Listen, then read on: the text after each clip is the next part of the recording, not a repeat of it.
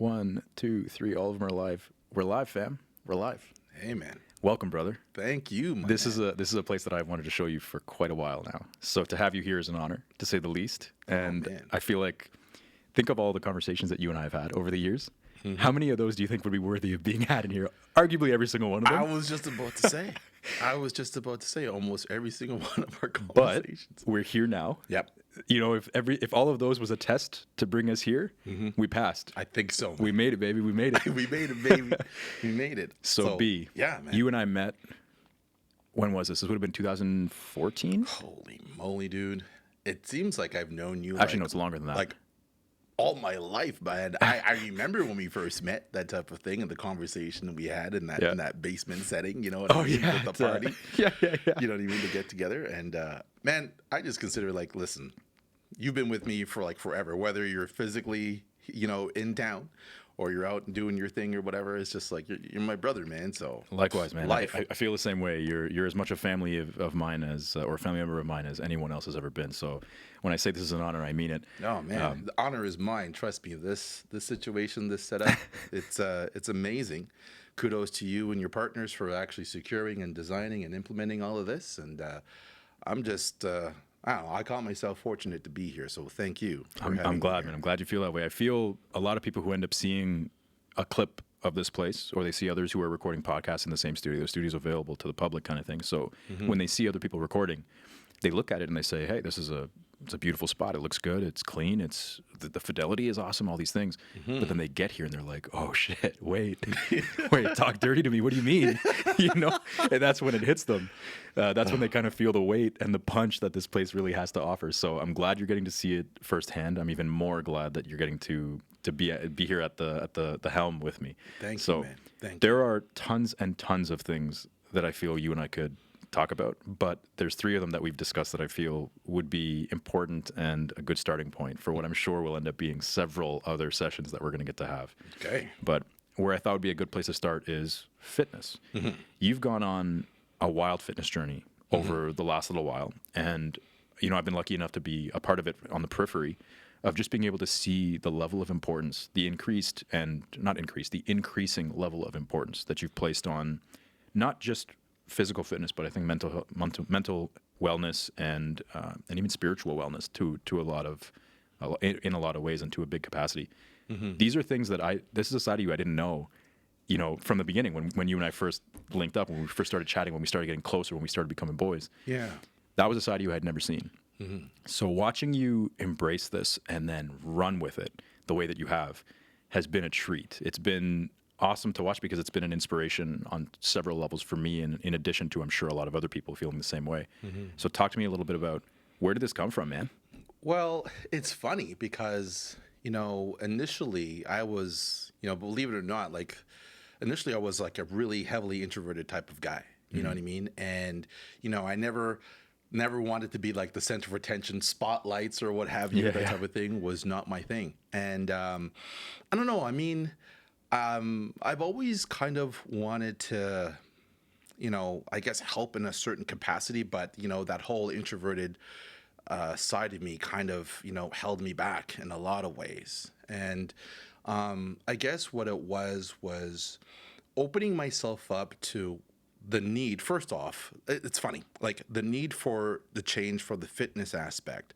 That kind of was my unlocking moment to a whole bunch of other doors that I didn't even know existed, let alone, you know, was aware of them. And then they were just sort of metaphorically locked to me, closed to me, right?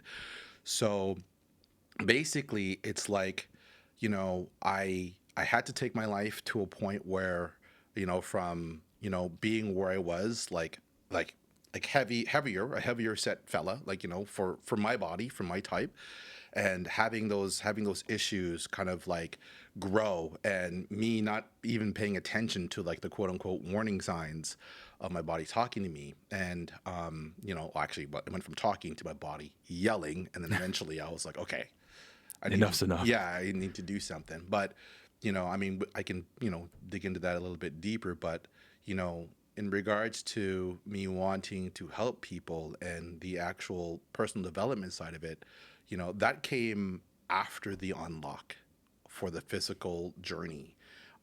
You know, running with the crew of people virtually that I was at the time, you know, it was fitness related, you know, but then everybody was always pushing this personal development side, right? Like whether it's, you know, different kinds of books or what have you. And I was never been one to buy into that. You know what I mean? I mean, I consider myself a positive person, but I never really was, you know, into like, well, let me get a book and, you know, let me read this topic, let me go through it. I mean, listen, you know me, you know what I mean? So, you know, I'm an IT guy, you know, 9 to 5. That's my career, IT guy. So it wasn't technical manuals I was reading.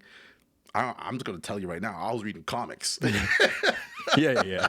It wasn't technical. It was comics, whether it's DC, Marvel, you know, whatever. It was one of those two things. But you know, like being unlocked with the fitness side, and then that basically showing me a door that I was unaware of in regards to personal development. Right, that the combination of the unlock of fitness and personal development, those two combined, that's when the growth kind of, I believe, for me, became exponential. It was just like, okay, like my own personal views on a lot of things were limited, and I didn't even know. Like I had blinders on, and I didn't even know. And it's like, you know, being exposed to different books, different ways of thinking. Now you got to choose your mentor. Choose your mentor that resonates with you. But once you lock on to that pinging moment, that resonating individual, and you dive into it, it's like you've just switched into the multiverse, man. Like, Yeah. you know what I mean? It's like, no, you're not the only one. This is not the only existence for you. There is the multiverse out there. There's a lot of stuff going on. So Yeah. that's how, you know, in a nutshell, that, you know, the personal development side came in. So, but if you want to know specifically about the fitness, why the fitness side started coming in, as I mentioned before, I had a lot of issues. I had sleep apnea. I still suffer from it, to be honest with you. I have a CPAP machine. You know, at the time I didn't know. That's the like Stormtrooper. Yeah. There's different ones. You know what I mean? There's different ones you can You got get. the Iron Man one though, right? Yeah. yeah. Seriously, I got the Iron Man. No, you know, there's different ones you can get, right? So it was sleep apnea that was kicking my ass, making me like exhausted, like really exhausted all the time, and I didn't know what was happening. I had that. I was suffering also from at different points in time. I had like issues with my elbows. So like, as I said, I'm an IT guy. Joints? Right? Just the like elbow pain, bro. And I think it's because of how I was sitting, you know, because like I'm an IT guy. I sit for my job 7.5 hours. We're talking like keyboard kind We're of. talking keyboard, mouse, screen, the type of thing, you know. So there was that, and then I actually got hit with sciatic nerve pain for like 6 months. So I had all these physical things that were like banging on me, and I really wasn't paying attention to it, whatever. But what really was the kicker, right? What really was the kicker for me, and I'll never forget this for as long as I live, was when I'll never forget this. Like, so, you know, at the time, you know, my kids were younger. I got two kids. I got a daughter, she's 16, and I got a 12-year-old son. So, you know, revert back in time, they're both younger. You know what I mean? And you know, it was after work. I picked them up from daycare. They wanted to go play, and I was so tired, man. Because again, sleep apnea, kicking my ass. Didn't know what it was. This is before you had implemented some of these practices. Exactly. This is what started it all, right? So my kids wanted to go play, and then I just looked at them. I was exhausted, and I said, "I'm sorry, guys. I'm just too tired." You know what I mean? Maybe we can maybe watch a movie or something. You know, something that didn't involve physical activity. Yeah. You know, and I shit you not, man. The look of disappointment on their faces, like, you know, when kids they get like sad and they get let down, like they put their heads down, and my kids were like, you know, okay, like, all right, you know, all right, dad, you know, all right, daddy, blah blah blah. Yeah. I will never forget that for as long as I live. Like the disappointment, the letdown, the sadness on their faces because of the fact that I wasn't taking care of myself. I wasn't basically being responsible for my own health. They became a collateral damage because of that. Right. Right. That was on me. That was my fault. The way that what I just witnessed. Yeah. And I was like, okay. I'm like, that is never happening again. I need to figure out what the hell is going on with me. I need to basically like, go get checked out or something. I need to examine this doctor's appointment. I want to know, and what can I do? And that's what I ended up doing. And that's when I ended up getting tested. I realized I had sleep, like, they said, well, sir, you are a severe case for sleep apnea. And I'm like, what does that mean? What does that mean? And it's like, well, don't worry. It just means that, you know what I mean? Like, going forward, like, you'll probably have to have a CPAP machine. If you are heavier and if you were to lose more weight, there may be a chance that basically you wouldn't need this machine. But given your starting point, you may need this for the rest of your life. And I was like, what the hell, man? So It's like a jackhammer at that point. yeah, you know what I mean? But at the same time, I was like, like having that experience with my kids, I was like, it was pushing me forward. I wasn't stalling in any way. I wasn't like, I was a little bit like it was an unknown. Didn't know what's this going to entail or whatever. But I was like, but I got to do it. I got to do it because obviously my life is being affected to the point where my kids are being affected negatively.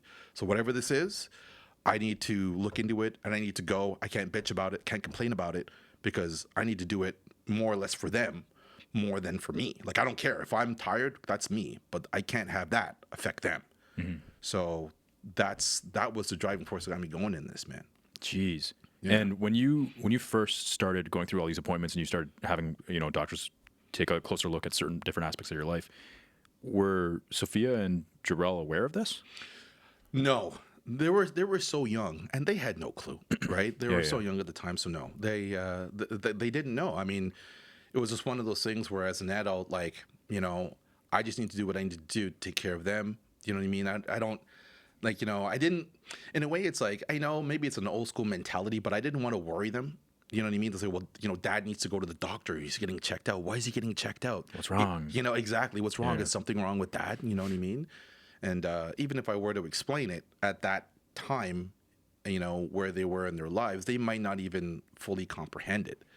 So I guess for me, I just didn't want to like put that seed of worry when, you guys have really nothing to worry about. Yeah. You know what I mean? This is a me thing. Yeah, exactly. I'm just trying to like get better so that I can play with you guys when you guys want to play, have that energy so that I can go for it, versus telling you guys no. I mean, that was me in my head, internal conversation. Loaded question for you. Yeah. The impact that, seeing that disappointment in them, the impact that had on you to motivate you to to take massive change in your life, do you feel that could have happened without them? When you think about just the things that were driving you internally prior to that particular incident, was there anything that strikes you as having ever made you feel like you needed to take massive change, or was that the catalyst? I know you mentioned that you'll never forget that moment, but was there anything else? Well, I mean, honestly, I don't know. If I were to think about it, maybe I would have been driven to actually do something about it, but I'm telling you, it would have been at a later date. Yeah, it would have taken longer. It would have taken a lot longer, if at all. If at all. That was a defining moment in my, like, I guess you can say, my own physical fitness assessment. And I don't know.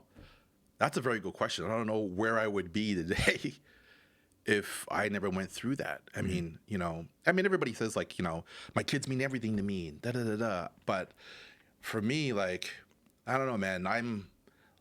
I'm hugely empathetic in regards to my kids' like feelings, their the emotional state. You know what I mean? And I try not to parent their feelings, right? I want them to explain to me from their point of view what is happening with them. So my job, I feel, is to understand where they are coming from, not to explain to them where they should be going, Right. to their feelings. Like, it's like, no, like, you tell me what's happening. I will work with you to try to, reach to a certain point. But all that to say is like, well,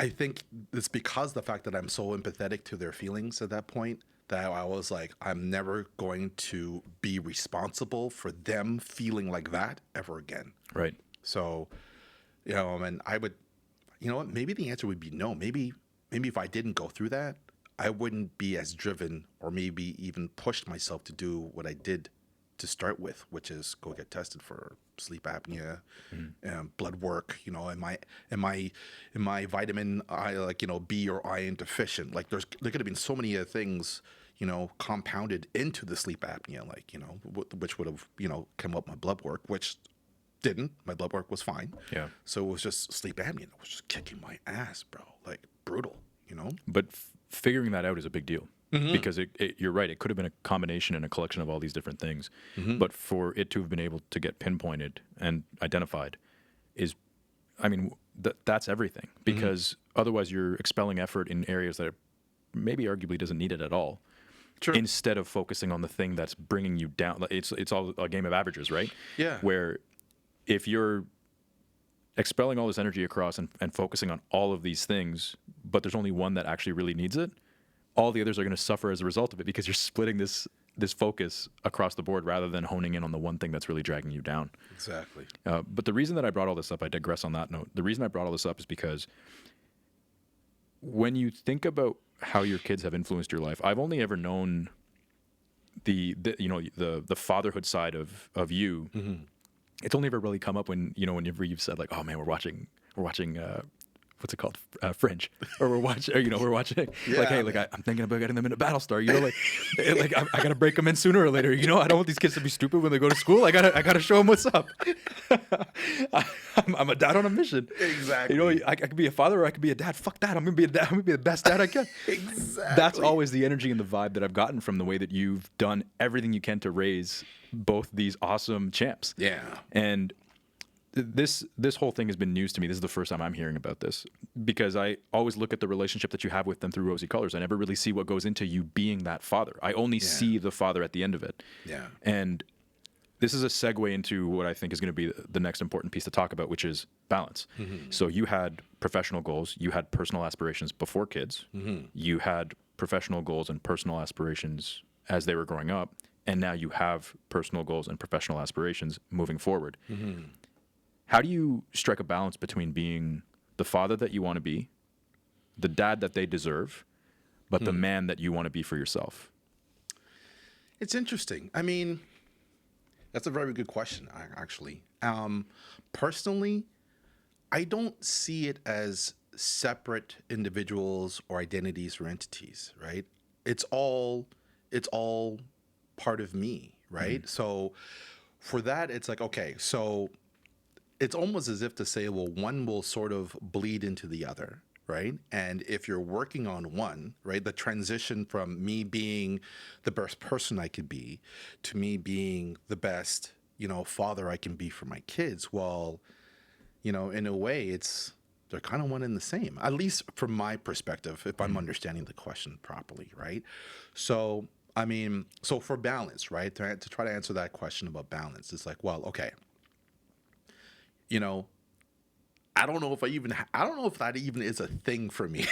The balance part of it. The balance part, because honestly, like, okay, because like for a decade part of my life, right, everything I did was towards, you know, creating a life for my kids and me, right? Like I'm divorced, right? That type of thing. And everything I did for a decade, and I mean like 10 years, right, was okay.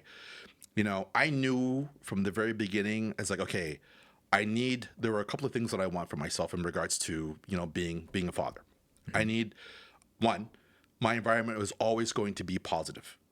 Always going to be positive, whether it's going to be like through music, through laughter, you know, combination of all the above, positive environment. Two, right? At the time, I was like, okay, I wasn't living, like I live in part of the town like Ottawa, like now I live in Orleans, but, you know, I couldn't afford to do that right in the beginning. So I was like all the way out, like, you know, West End, you know, sometimes at one point I lived out like, you know, in the Gatineau side or whatever. So I wanted a home in Orleans, renting, you know, so that, you know, I can basically be closer to my children, because my kids, they were, you know, with their mother at the time. So I wanted to be closer to them living in Orleans, right? And then the third thing was an upgrade from that living arrangement from renting to owning, right? So I spent 10 years of my life making that happen, you know, couple of steps forward, a couple of steps backwards to make, you know, a couple of steps forwards, you know what I mean? So like, you know, 2 steps back, 3 steps forward, but I was always going towards that, right? So it was like, you know, and even a little to this day, my life is now kind of like, you know, moving away from that because I've achieved it, right? I say this every once in a while, like I'm living the dream right now, right? I'm living the dream. Like 10 years ago, a little over 10 years ago, I dreamed of having my life the way I'm living it now. Yeah. And I constantly try to remind myself that when things begin to frustrate me or whatever, so I can have like live that gratitude, right? Refresh that gratitude, dude. Right. You're in the dream. You're living the dream now, bro. 10 year the version of you 10 years ago was struggling to make this happen. Exactly. And now you're here. And now I'm here. Started from the bottom, now I'm here. Yeah, You know what yeah. I mean? So it's like, so what are you complaining about, bro? Yeah. Do you know what I mean? So, you know, so was there a balance? You know, I would probably say no, there wasn't. Because I was completely focused. I've got to create this reality. Me, with my kids living with me half the time in Orleans. And then from there, 1 step forward, upwards, owning that home. And I made that happen when COVID first started, 2020. Yeah. Right? Owning the home part. Right? I made that happen, bro. Now, through that time, you know, I've had steps backwards. You know, I've had to like, I'm gonna say it right now, and you know, I have no qualms basically just, you know, the saying is like, you know, I've been like that 40-year-old man, you know, living in my parents' home with my kids because, you know, I got punched in the gut, you know what I mean? And, you know, my life had to change. Yeah. So I had to retract, you know what I mean? So I had to move back in with my parents at one point in time. But I had a plan, and I used that plan as a springboard, a jumping off point to get into the life that I have right now. So there was no balance. Singly focused, I'm going to do this for my kids. Now, I would probably say that balance is now coming more into play now. Now I'm thinking more about like my daughter's 16, my son's 12. We have our home. The foundation has been laid. It's pretty stable now, right? Yeah. We're not going to get kicked out of our home, you know, because the landlord wants to basically, it's November, and then the landlord's coming to me, you know, renting a 3-bedroom home saying he wants to sell in January. Yeah. True story, right? And I'm just like, dude, it's like year 2. You know, I told you I wanted to be here like long term. And he's like, well, you know, you can buy it. How am I supposed to buy this home, right, in a 3-month period? Like you're telling me. Are you hearing what you're saying? You're telling me in November, I have no savings for this, man. Yeah. You know what I mean? Is the bank going to look at me and basically like float me that loan for this house? Like, no. But at the same time, I'm glad it didn't happen because It paved the way for everything else. exactly. Man. So now balance is coming into play. Yeah. Now it's more or less of, okay, well, you know, my kids are good. The foundation is laid, right? Now I'm thinking more or less of stuff like, well, you know, like living a little, traveling. Yeah. You know, me. I got you, baby. Yeah, you know, me and the kids, you know, we're going to talk. You know what I mean? Of course. You know, me and the kids, you know what I mean? Or me and my girl or whatever, you know what I mean? So, yeah, man, like now, 10 years plus, that balance is now coming into play. So, but for a long time, it's like, it was grind time. 10 years of grind time. I got to make this happen. For what it's worth, though, I mean, think about what I said just like a couple minutes back. I always saw you making time for them, you know? So, and I know that's a very different thing than the balance that we're kind of talking about. I think balance is a much more powerful state. It's a state that's significantly more difficult than just making time for something. Your kids are not a chore. Your kids are the priority. Exactly. Everything else is the chore. Yep. And so that was how I always saw anytime that you told me, you know, I said it in jest earlier, but like I can't believe how well you've exposed them to the shit that you and I love the most. You know what I mean? And so anytime you tell me that you're watching a particular show with them or some shit, there's always been a part of me that said, man, like they're getting a great bird's eye view on media that they wouldn't have otherwise probably come across. Nope. And, you know, I think back, fun little side story. I know you remember this one, but I'm working at Future Shop at the time. This is 2009. Yeah, I think I know where you're going. For anybody who doesn't remember Future Shop was a subsidiary of Best Buy. And I'm working there. It was still, to this day, one of the best jobs I ever had. So shout out to, my boy Ruben. Shout out to my boy Trevor, my boy Mike, Christine, Jess, Sarah, all these people, man. Shout out to the squad that made Future Shop what Future Shop was. But you were on the outside puppet mastering all of this shit, because you would tell me about stuff like, hey man, keep a lookout for this. I'm like, what are you talking about? And then it would come in. And another really good friend of mine, Dan, shout out to Dan as well. Dan says to me, hey, by the way, have you watched such and such show? I'm like, no, but I know I need to, and I don't know why. What's it about? And it was because you gave me a heads up. One of those shows was Battlestar Galactica. I remember thinking about Battlestar, being like, I don't want to watch this shit. You were like, bro, let me tell you something. Yeah, let me tell you something. We got to be clear though. We're not talking about for those who are like watching and listening. We're not talking about the original series. We're talking about that reboot that happened, right? The Battlestar Galactica reboot, that type of thing. Yeah. So, continue. This was my first venture into.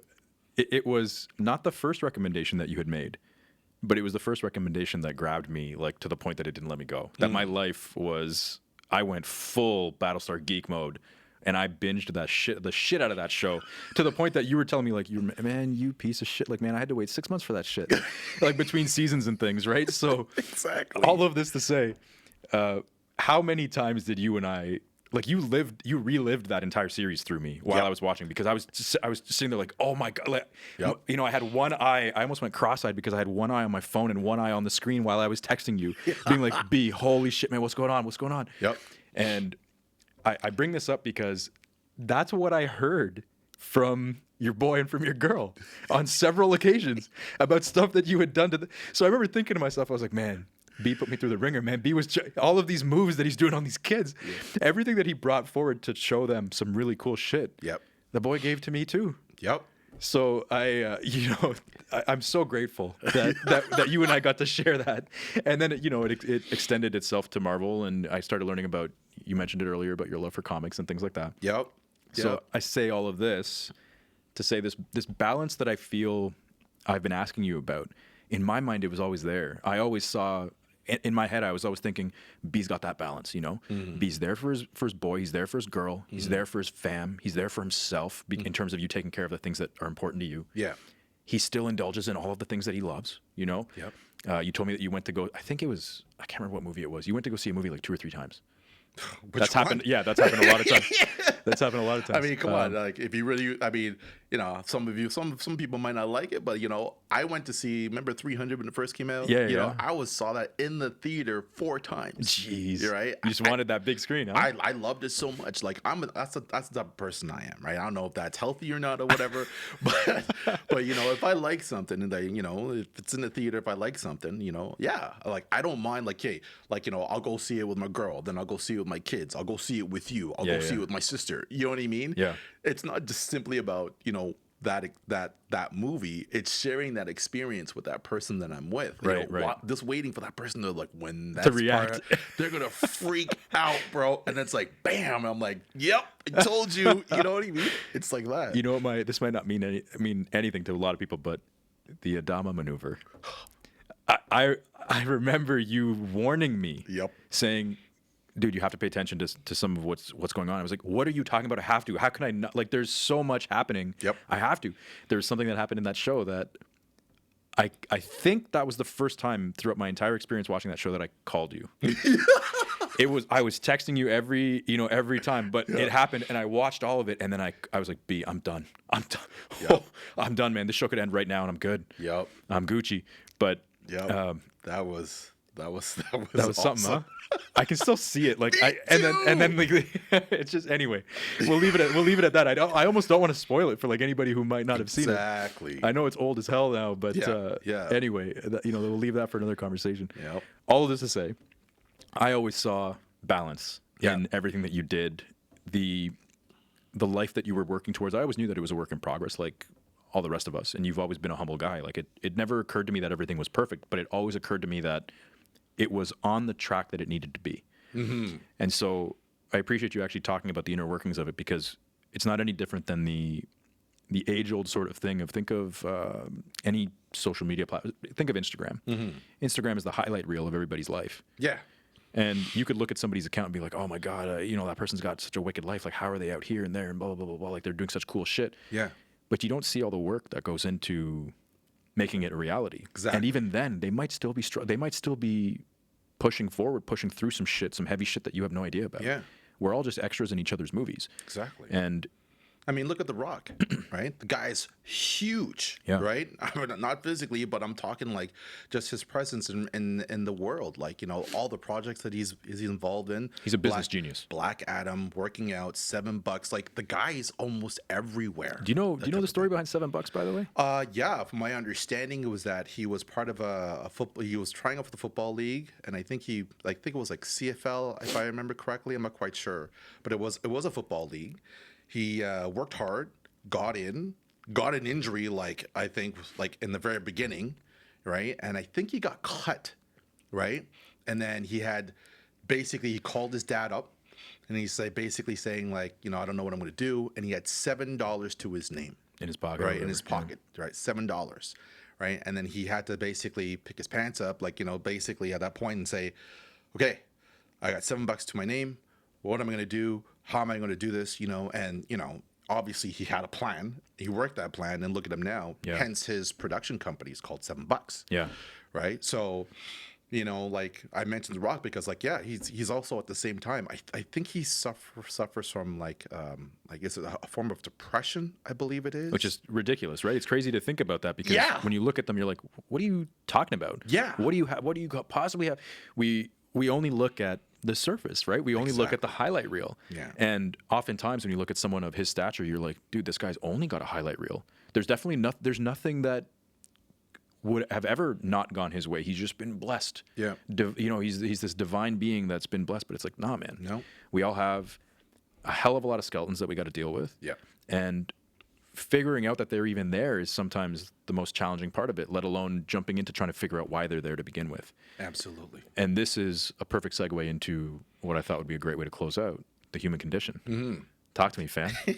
we could spend a couple of days talking about this one, right? Yeah, the human condition, man. I mean, to me, that's, you know, like I call this the human condition, which is this, like, you know, and like through personal development, like, you know, listen, like, first of all, you know, if you're wanting to improve yourself in any way, shape, or form, not physically, that can be done with hard work, commitment, consistency, all that stuff, you know, that can be done, right? You know, but, you know, changing yourself physically, if you really want to evolve, if you're looking towards becoming a better person long term, right?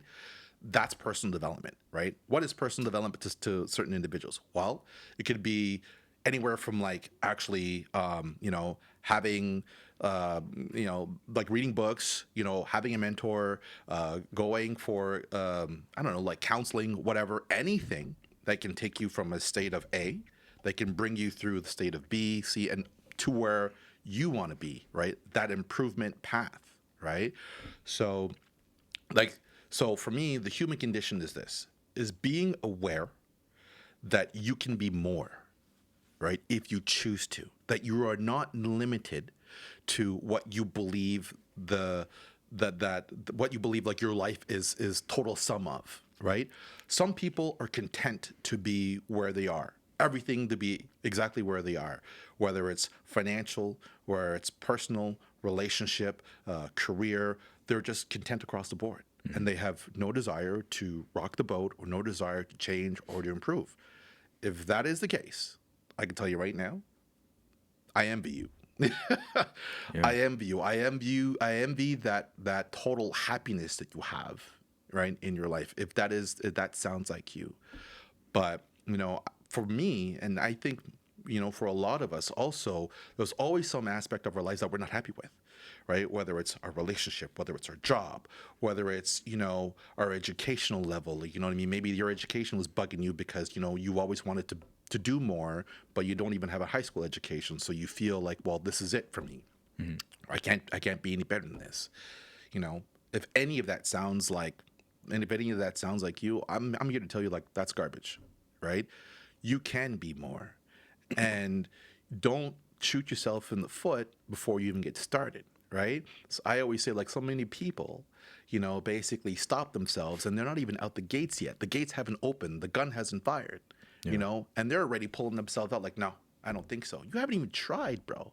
Yeah. Right. It's not about who's next to you and, you know, like in the different lanes, right? It's about where you want to go So, but why you want to go there? What are you willing to do to get yourself there, right?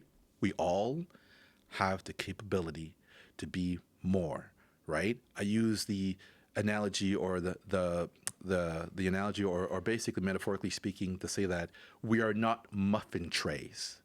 We are all where we have to stay in our own little spots.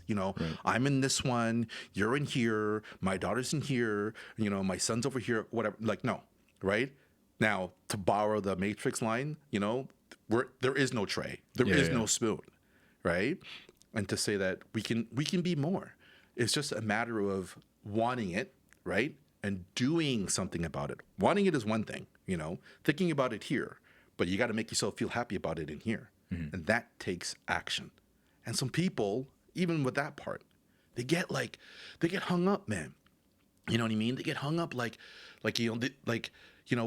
they think about it and it becomes too big. It becomes like this mountain. It's like, oh man, like I can't do that because, there's so much. There's this and there's that and da. It's like, no, take it piece by piece. Deconstruct it down, man, and just take one step. That's all you need to do. If that one step is doing a Google, if that one step is making a phone call to an institution, how much is it going to actually cost for me to basically go in to learn this course for this amount of time? You get that answer. That's your step. You just took it, right? And then after that, you just need to take another step. So when I talk to people, right? When I talk to people personally, when I talk to people who will basically, want to basically do what I do, working out at home, and you're asking me questions like, well, what, how do you do this or whatever, and I'm getting to know them as a person because, 9 times out of 10 is just me wanting to know you as a person, not let me push my product or service down your throat, right? It's like, no, because this might not be for you, right? So when I know you and I get to know you, and as soon as I get a glimpse of those limiting thoughts, those automatic negative thoughts, ants, right? Automatic negative thoughts. It's like, no, it's like you can be more. You can break through that. You don't have to be limited by that just by taking one step forward. And I try to give that as much as I can to individuals that I encounter, because the human conditions, it's imposed upon us by our own fears, our own doubts, combined with others who maybe have the same thing going on in their lives. Well, I know I sure as hell couldn't do it. So what makes us think you can do it? You crazy? Why do you want to try that for? Why do you want to try that business venture? Why do you want to basically go to Brazil? Why do you want to go to that area and do what? Yeah. It's like, why would you want to do that? It's like, because that is my dream. That's what I want to do because that will make me happy. Well, that seems to be kind of far out there, blah, blah, blah. Maybe for you. Maybe that's not your thing. This is going to be mine. And I don't care if I make it or if I make it or fail. I just need to try it. Yeah. Because if I don't try it, I'm going to live with regret. And I don't want regret. This is this reminds me a whole lot of, it's going to come out of left field, Schwarzenegger. Yeah. Schwarzenegger was born a couple of years after the end of World War II to relatively poor parents. And in Austria, the guy had a dream of becoming, before he even wanted to be a bodybuilder. I think there's a dream of being in America. Maybe not for long, but just making it to America. That was a big part of the dream. The bodybuilding was actually influenced pretty heavily by a Russian bodybuilder. I can't recall the name. Listeners will probably correct it, but he was heavily influenced by that, and he was heavily influenced by just this crazy nebulous dream of making it to America and becoming a movie star. And the guy was relentless, man. Yep. The guy, I mean, what do you think townfolk thought of him when he said he was going to go? So at this time, he probably didn't speak very much English. Yeah. What do you think townfolk thought of him when he said he was going to go become a movie star? They would have been like, are you out of your mind? I like the fact that you brought him up. Like you chose him as an example because he's a perfect example of that. Well, yeah, they definitely probably thought he was crazy. Yeah. They probably thought this guy's a nut job right now. He's out of his mind. He's going to go to America. First of all, he probably thought he was a nut job for getting into bodybuilding. That type of thing. Number one, probably thought that was, he was nuts for doing it, right? Fast forward, look at him. Yeah, anyway, fast forward, 8 times Mr. Olympia. Exactly. 2 times governor of California. Exactly. That man right now, look, no matter what you might think of him as like his personal life or his political views or whatever, but when you look at where he was and how he took himself to like the apex of like film. And he didn't even Like, just stop there, right? Yeah, exactly. Like bodybuilding took this up to the apex of bodybuilding, and then taking that and transitioning that into the film. First of all, they told him that when he wanted to get into acting, they told him like, no. Your accent. Yeah, they told him your accent. There's no way you can barely speak English. Your accent, no, that's not going to work. Your body, it's massive. You know what I mean? That's not going to work well on film. And then Bam, Terminator. no, actually, bam, Conan. Oh yeah, it was. You know, the one thing that people told him that was going to prevent him, his body, was Kicked the off his one career. thing that actually jump started his career. It was Conan. Yeah. Right? Because of his body. Right? And then with his accent, right, that type of thing, you know, fast forward, it's like, okay, you know, like, yeah, he's got his accent, didn't speak English very well, but what's the one phrase that everybody can associate with, you know, which was back. I'll be back, you know, which was like, come on, You know, iconic. I appreciate this whole part of his journey because that whole "I'll be back" part of it was really hilarious because he kept going back for language training. Yeah. And at one point, I don't know how much truth there is to this, but at one point they almost wanted him to stop Oh, really? because he had gained a certain level of proficiency with English, Okay. as we all know. I mean, the guy can read a script, he can replicate a script, but now he's replicating it with the accent. There's a personality to it. You know, yesterday I had an awesome friend, Michelle, sitting across from me, sitting exactly where you are, and she said, you know, sorry, I have an accent. And it didn't occur to me at the time, but I should have said it to her right then on the spot. I should have said, don't ever apologize for what makes you you. Yeah. French is her native language, but she speaks English way better than I will ever speak French. And that's something that I think should be celebrated because it's a personality trait of everybody who possesses it. Yeah. And for those of us who are fortunate enough to speak multiple languages, you think differently in each language. Yeah. And the way you think about a situation in one language is very different than the way you'd think about that same situation in another language, which is really weird. Very cool. I feel that with Hindi and I feel that with English, and I sometimes feel that when I'm trying French or Spanish. It breaks my brain. But it breaks my brain in the best possible way because I think of how I can relate it to the person that I'm speaking with. Nice. But oftentimes, I don't need to relate it to them. I just need to speak it, and I just need to say it as is because that's what ends up forging the relationship. They'll laugh at the way that I said something or the words that I chose to use. Yeah. And this is what I think happened with him to a very real degree in Hollywood, where there was a personality, there was a character that came from him outside of the character he was portraying. And so these things aren't things that should be frowned upon. They should be things that are celebrated. The very things that have served, I think, for centuries to drive us apart are the same things that could be bringing us together. Yeah. It's an unfortunate kind of state of things, but this touches on what you're talking about. Those things that drive us apart are driving us apart because we're deciding that they're going to drive us apart, Yeah. rather than being things that could be celebrated. Exactly. I mean, look, man, you know, there could be 1,001 reasons why, you know, two people or two countries or whatever, you know, like two different parties, right, are not getting along, right? That type of thing. Half of it could be agenda driven. You know, it could be anything, man. Like agenda driven, going out to like, you know, political views or, you know, whatever, that type of thing. But, you know, in the end, like, listen, you know, we all share the same planet, you know, and we all have the same thing in common that if we don't use it wisely, you know, it's wasted and it's gone. And that's time, right?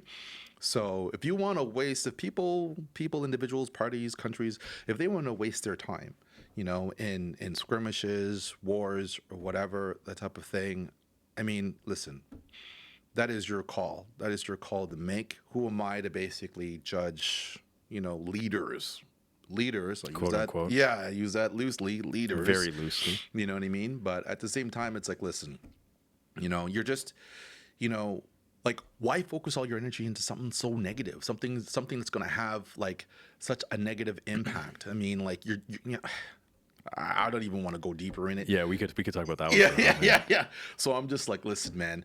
For me, time is important, right? Yeah. I value time over money, to be honest with you, right? That type of thing. And it's like, you know, if I was given a promotion for whatever reason, and it's like, well, but you're going to have to like go over here, which means that it's going to affect, you know, your livelihood because, it's a little bit further and you may need to compromise certain things on the personal side. You know, if time with my family is that compromise, the answer is no. Yeah, you're out. Yeah, the answer is no, right? Because it's like, well, I'm not on the streets, right? I do have an income. You know, I've got more than one, you know, multiple streams of income. That's another thing I think it's very important to have. But, you know, I do have an income. I do have a home. You know, do I want to upgrade my financial status? Of course, because I want to get a certain level of financial freedom. I don't need to be rich. I just want to have a certain level of financial freedom where I can choose, you know, to do certain things, to create memories, because that's what really I believe money is for. Money, a tool. Yeah, money is a tool to enhance your life. And for me, that enhancement means creating more memories with my kids, my loved ones. Yeah. Right.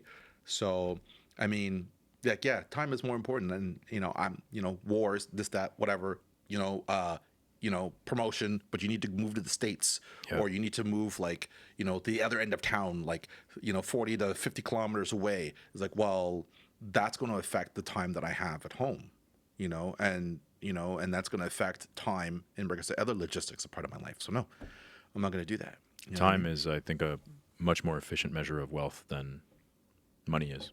Yeah. And I think it's a much more accurate measure of wealth than money ever was.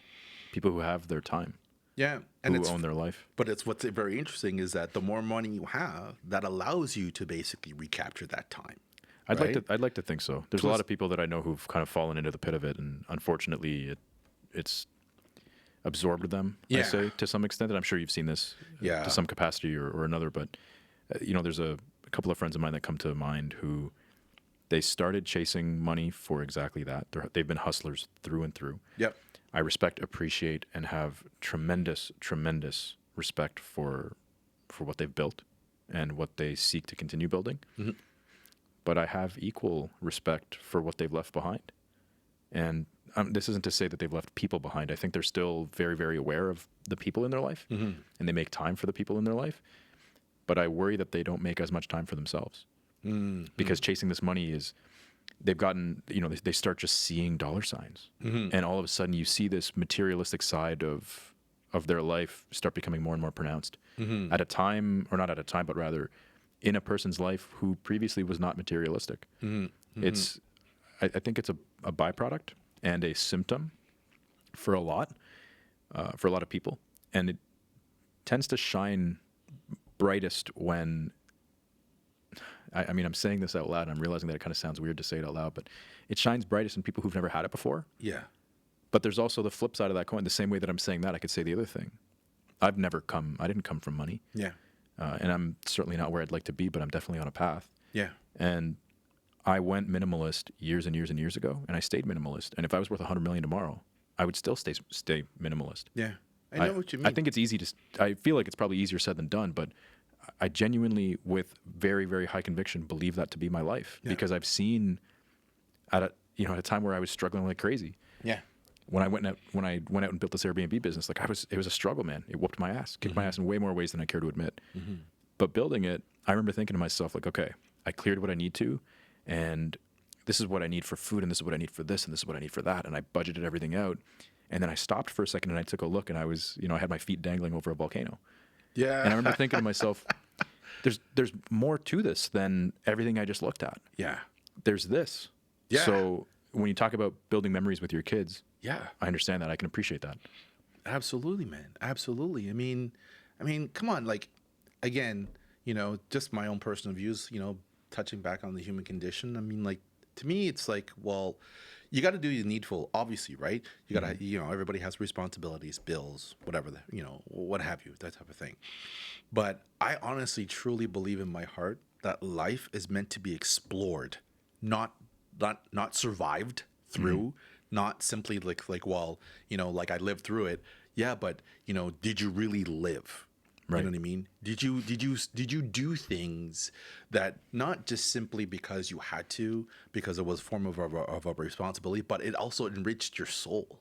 Did it make you happy to your core, no matter what it is? If it's just painting or music or simply just going and immersing yourself in another culture, like, you know, like there's more to life than simply existing, man. Yeah. Like, you know, like you got, you know, there's different things out there that can make you happy.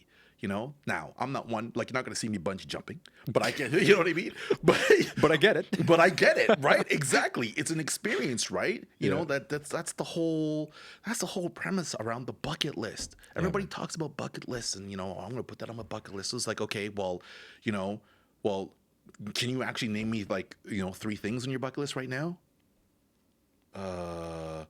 Exactly.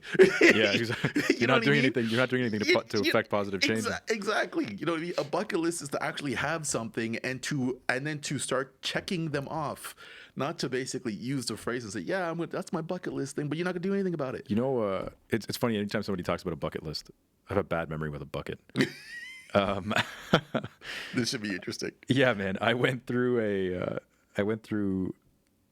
an ayahuasca ceremony. Are you familiar with ayahuasca? I have no We got to idea. talk about this. I'll leave that for another time because it's a loaded conversation. Okay. But we puke into a bucket. Okay. And so anytime someone talks about a bucket list, I'm like, you want to put things that are important to you in a bucket. Okay. Like, Yeah, that's fine. the last place I'd want to put something important. You know, I'm putting that bitch up on my fridge, on my mirror. You know what? It's funny that it's awesome that you said that, because that's what I did in the beginning of my whole. Put stuff up on a fridge. It was funny because one of my things that I wanted to do, right, when I got divorced, sorry, you know, I'm just taking it a little bit here.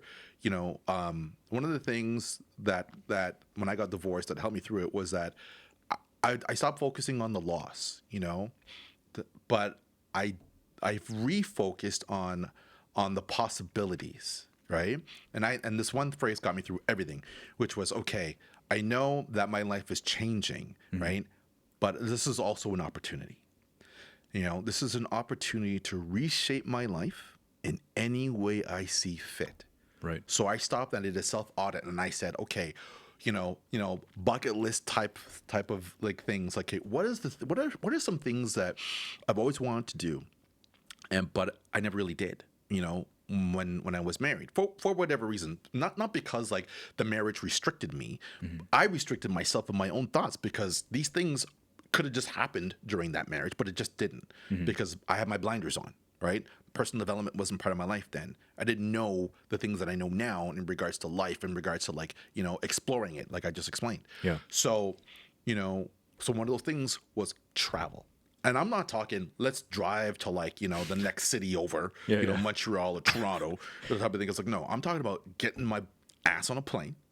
I want to get on a plane, cross a body of water, right? I'm not, you know, cross a body of water, land someplace and see that place, you know, and just, even if it's just like, okay, well, I'm here, let me spend a couple of days on the resort and just decompress and chill, right? But then let's maybe go down to, like, you know, the local market, you know what I mean? That type of thing, right?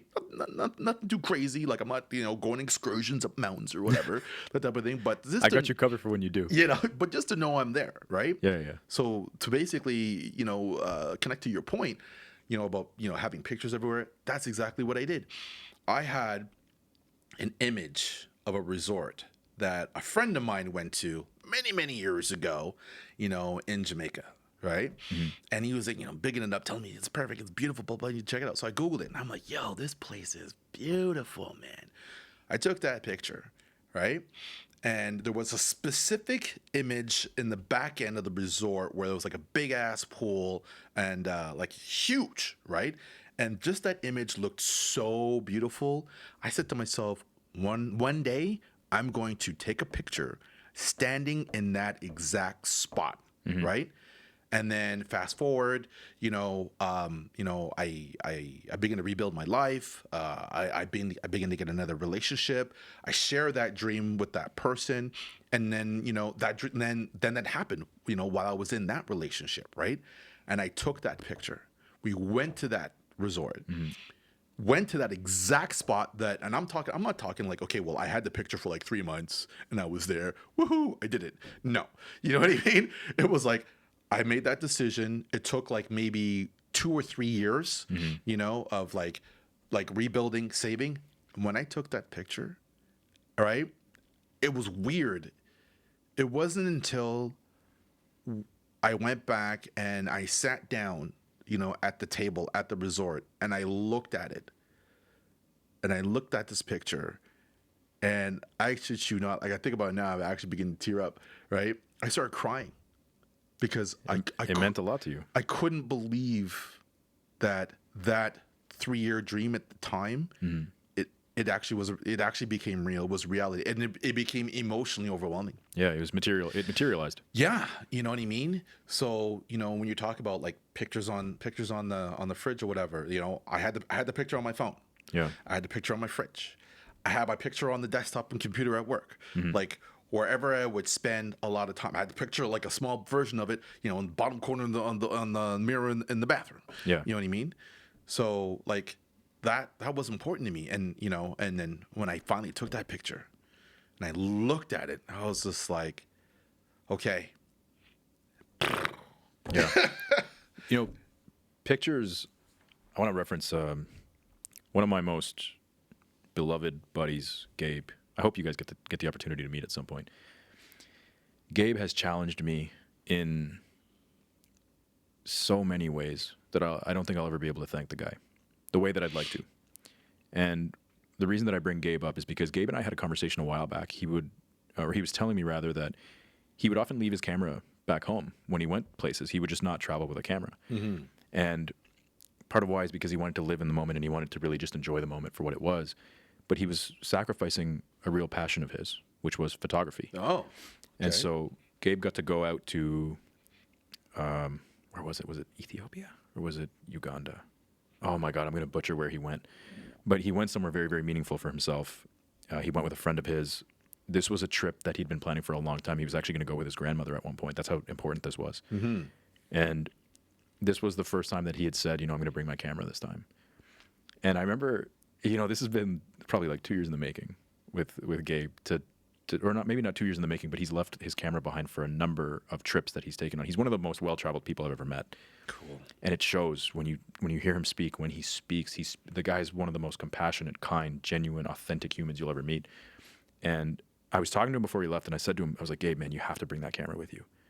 And selfishly, I want you to bring it so that you can show me a lot of the wicked shit that you're going to get to see. Like, man, you're spending time in Africa. Like, you're going to the cradle of fucking humanity. Like, this is not a, hey, fam, I'm hitting Thailand for a week. And I don't say that disparagingly. I just say that when I think of all these other places, even throughout the course of even my own travel, I think of the culture, the people, the food, the energy that I've experienced in all of these places. Yeah. And there's a vibe to it all. But then when I think about Africa, I say for all that culture, for all those people, for all that culture, for all that energy, there's an element of human history associated with Africa that you'll never be able to shake. Yeah. And so I was telling him, I said, selfishly, I want you to take some of these shots so that I can get a small glimpse, the tiniest of glimpses, into where we've all come from. The other part of me wants you to bring it for you, fam. Every time you talk about photography, you talk about it from the heart. How could you possibly leave a camera at home and bring one? Please bring one with you. Yeah. And all those moments that you want for yourself, take them. But pair them with moments where you're like, you know what, I'm going to take a shot for myself. And I don't mean like having someone take a picture of you in like a nice spot. Yeah. I'm saying take a picture that you want to take. Yeah. Whether it's of a landscape, of people, of a food, whatever it might be, do that. And the reason that I was pressing him to do it is because it was a really, really low key way of me trying to tell him to do what I did that fed me in a way that I never thought I'd feel fed. Cool. Which is, I went to a lot of these places and I took a bunch of these shots that mean a lot to me. Yeah. I decorated the shit out of my wall. I can't remember if you had ever seen that place. I sold that place now, but I don't think you saw that place. No. Anyway, I had a wall that was just decorated. Anybody who had come to my place, my last place, they would have saw it as well. And people would come through and they'd be like, oh man, these are beautiful pictures and this and that. And I tell them I took it with like an iPhone 8. It was and I'm an amateur photographer, I know how to frame things really well, but as far as photography is concerned, I would never call myself a photographer, you know? Yeah. I'm point and click kind of shit, but I point and click right. That's where my confidence comes from. But they'd say, oh, these are beautiful shots and this and that. And I would tell them, I'd say, they're beautiful shots for you, but they're beautiful reminders for me. The reminders of all the ways that I got in my own way. All of the ways that I stopped myself from doing the things that I wanted to do, for pursuing the dreams that I had, for taking the leap when I needed to jump. But instead I nailed my foot to the floor and I settled for unhappiness, Yeah. they're reminders. So this was low key me trying to say to Gabe, you've like, man, you're a fucking force to be reckoned with. There are Cool. people that I look at, yourself included, there are people that I look at and say they're putting absolute dents in the universe in meaningful, productive, sustainable, lasting ways. Yeah. They're setting an example, not just for people to follow, but for people to aspire to ever be able to also replicate. Yeah. And not necessarily in the same way, but to just have that kind of impact on someone's life, even just one person. And for me, when I look at all of those places that I had been and I look at that wall, I looked at that wall every meal I had. So that wall was to my left in my dining, or like in my little area where I had a dining table. And I'd sit down, and every single time I sat down, I looked over my shoulder to my left and I saw all these pictures, and my eyes would kind of flow from picture to picture. And like clockwork, man, every time I'd be like, I can't believe I did that. Yeah. Like, I can't believe I got there. Yeah. But what I have an even harder time believing is that I spent so long telling myself it would never happen. Yeah. We get in our own way, dude. Yeah, man. So often. Why? Because of a fear of an unknown, right? That type of thing. I mean, I don't know, man. I keep saying this, right? If you've been thinking about it up here, chances are the reason why you're thinking about it because it's going to make you happy here, Because you want to do it. right? Because you want to do it, right? That type of thing. So, there'll always be a fear of the unknown, right? But you can't let that fear stop you, man. Whether it's anything, whatever it is, going back to school, I'm going to be I'm probably going to be the oldest person in that adult class or whatever, blah, blah. It's not about them. It's not about the other people who are going to be looking at you and while you're trying to achieve what it is you're going to achieve, which that was me, by the way. Like I was like, at one point I had to go back and redo a little level of my education before I jumped into college. I was probably the oldest person in that class, right? But I didn't care, right? I wasn't there for them. Yeah. I wasn't there to like make them, like me or, no, it had nothing to do with them. I was here for a reason. Yeah. So it's like, well, that fear of unknown, if it's about other people's opinions, whether it's family, friends, whoever, if it's something that you want, and if you feel it'll make you happy, enhance your life in some way, shape, or form, whether it's financially, physically, spiritually, whatever. I believe, this is just me, I believe you owe it to yourself to try. Yeah. Amen to that. And I think it's a disservice to yourself to feel otherwise. Yeah. Understanding that there are going to be a particular kind of emotion behind it, including fear, uncertainty, doubt, is always going to be present. Yep.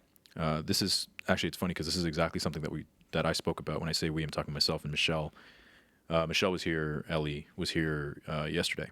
Actually, I recorded with her yesterday, and I said to Ellie while we were talking about something relatively similar, and I had said to her, I said, "Our potential lives in uncertainty. Everything that we are capable of accomplishing lives in the realm of uncertainty.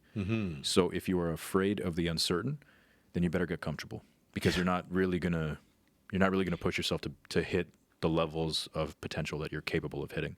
Yeah. And it's not because somebody else is tying you to a chair or strapping you down and telling you that you have to stay here. It's because you yourself are limiting your own progress. And granted, there are times where I think we need to, where we can't let our ambition get the best of us. I'm dealing with the fallout of some of that right now. In terms of I've bit off way more than I can chew in certain aspects of my own professional career. But I'm course correcting in a way that I feel is going to be far less painful than if I had just sat still and didn't push forward and didn't move on some of the opportunities that had presented themselves to me and that were in front of me. Yeah. So we might feel a sense of pain and just discomfort, but is that pain and is that discomfort outweighed by the possibility of going through things? Probably not. Because I think on the other end are all the things that you wanted to accomplish before you started. Yeah. So when I think about where I was 2 years back when I had made some of the decisions that I'm now dealing with right now, I made those decisions with good intent to build a better life for myself, to share that life with as many people as I can. My mandate is I'm climbing to the top whether you like it or not, but I want to bring as many people with me as I can. Exactly. That's kind of where I'm at. Yeah. And where I was at 2 years ago is very different than where I'm at now. And a lot of the externalities that were impacting me and influencing me back then are also very different now than they were back then. So there's a pivot.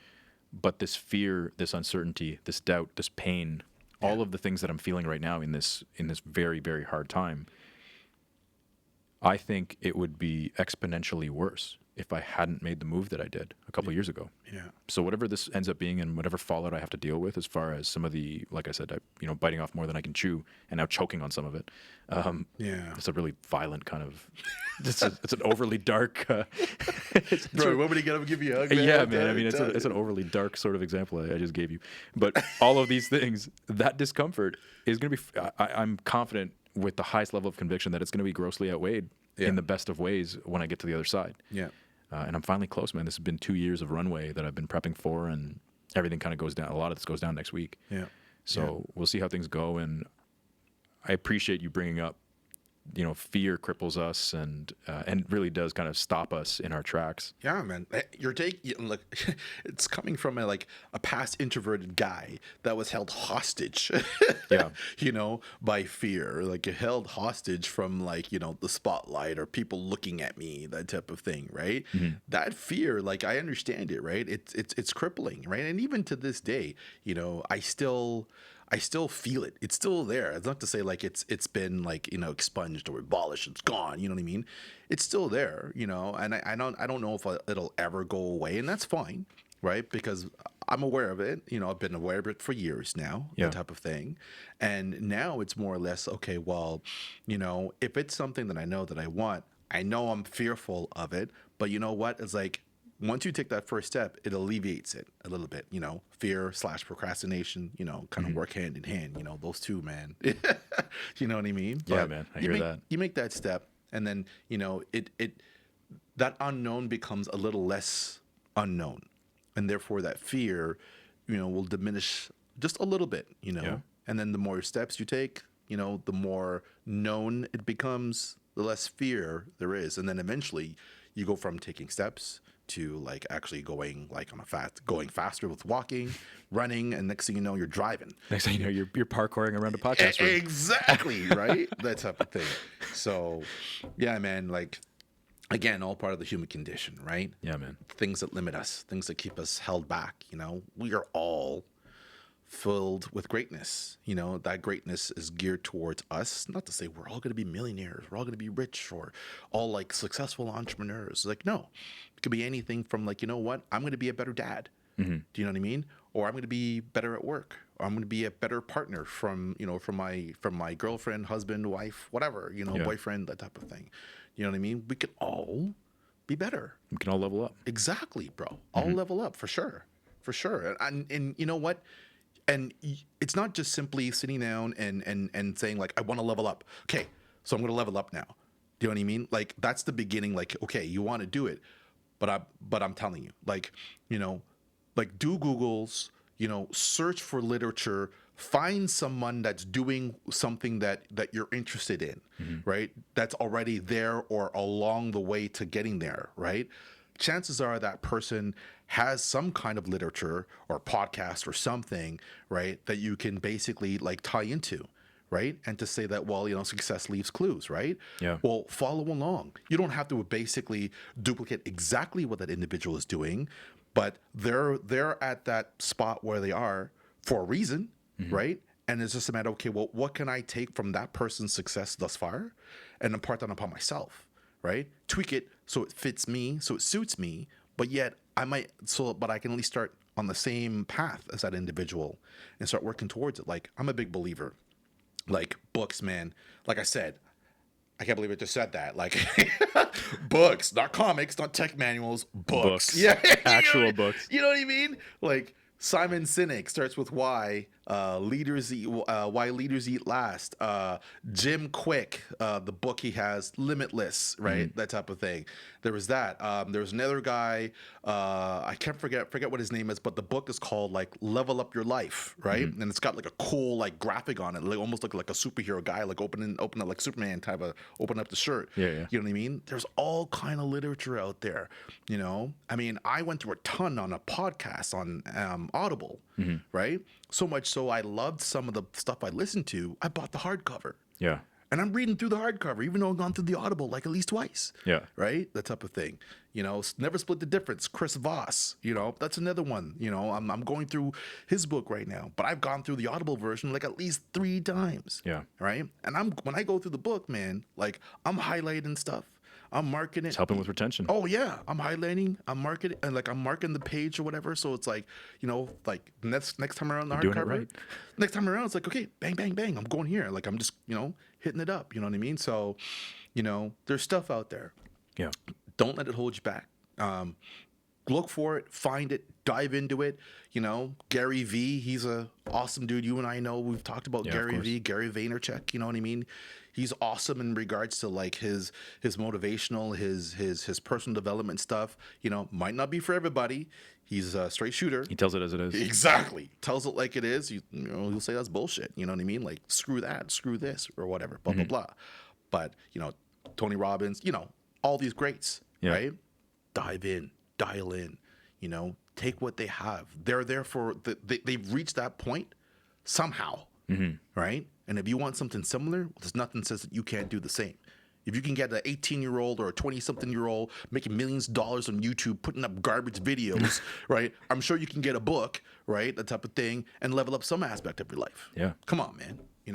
I love it, man. I'll tell you what. Let's set up round 2 real nice I'm ready. and have you back, fam. I'm ready, man. Thank you for having me. Now you've gotten a taste of this, right? So there's no turning back now. Joneson. For those who did not see, you have to basically watch the link and see what I just did there. You know what I mean? They'll get it. But Joneson, man, again, this has been amazing.